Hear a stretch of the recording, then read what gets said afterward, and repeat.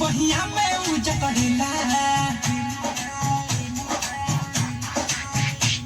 कब होठ से उठ रगड़ेला बहिया में उज करेला कब चीत करेला कब पट करेला दुनु जो बन के पकड़ेला भटार मोरा दंदन दंदन दंदन दंदन दंदन करेला भटार मोरा दंदन दंदन दंदन दंदन दंदन करेला भटार मोरा दंदन दंदन दंदन दंदन दंदन करेला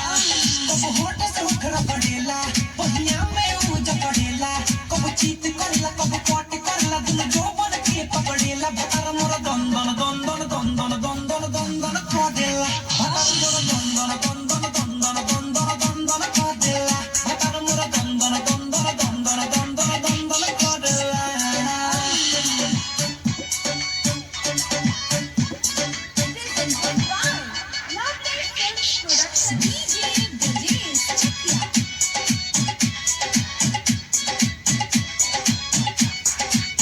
पावरफुल एक रंग में तंबा मोर बलम के घरा से कम्बा सैया हमरो सुपर हीरो एकरा आगे सब खतम्बा का कही सैया के खेला जब से दरिया पयावेले